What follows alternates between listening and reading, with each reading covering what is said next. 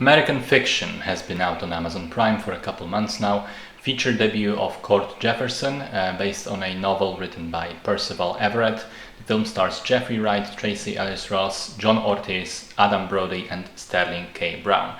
It won the Oscar for Best Adapted Screenplay and was nominated in 4 more categories: Best Picture, Best Lead Actor for Jeffrey Wright, Best Supporting Actor for Sterling K. Brown, and Best Original Score.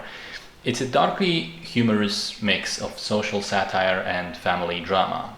Jeffrey Wright plays Monk, a writer who, on the one hand, is caught up in a family drama between his siblings, his aging mother, financial trouble, new girlfriend that he starts seeing. And on the other, he's trying to be a successful writer, but while he's clearly writing good stuff, it's not commercial. Nobody wants to buy his writing, apparently also because it's not black enough, because his works don't deal with what some people think works of a black writer should deal with: racism, racial injustice, poverty, drugs, and so on. Monk thinks that's bullshit, and sort of to spite the publishers, he decides to write a joke novel under a fake name, which is completely trashy, full of black stereotypes, worst stereotypes you can imagine, just utterly awful. He sends it out and he gets a generous offer. A publisher loves it, there's a movie director who wants to adapt it. Everyone, to his horror, treats this seriously. So this is one of the best scripts that I've seen made into a movie in recent years. I haven't read the novel that it's based on, but the script is incredible. It's very well written, very balanced between the humor and satire, and the serious observations about society, but also, observations about just humans as individuals. It's witty, funny, clever, just all around amazing.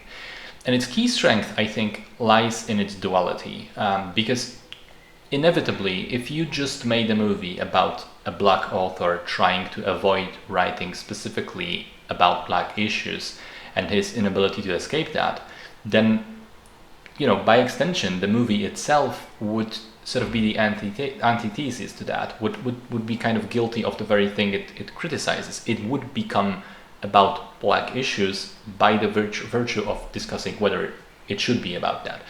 But fortunately, it has that second plot, which is the family drama, and one, that is arguably the more important story, the more personal, warm, poignant storyline, the heart of the film, as it were. But two, it's also 100% unrelated to race. It is basically Monk's thesis brought to life. It could have been about white people, Asian people, Jewish people, black people. It doesn't really matter. It would still stay the same story about these same people, about sibling relationships, about midlife crisis, everyday struggles, aging parents, trying to find these little nuggets of happiness in your everyday life. Race has nothing to do with it, and thus it kind of proves Monk right.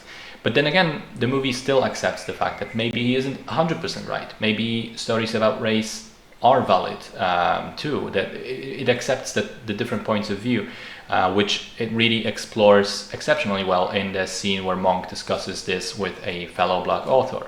It's amazing to see these two conflicting points of view clash, and neither is really being marked by the movie as the correct one. And then, of course, immediately afterwards, there's a brilliant scene that follows, which is very funny, but also very accurate in the way it deflates the pathos and adds another layer to it all. I thought the humor overall was phenomenal. There were many scenes where I was laughing out loud. Anything involving the hysterical Sterling K. Brown, the scenes with the agent, the meeting with the director, the funeral, the ending, all great comedic moments.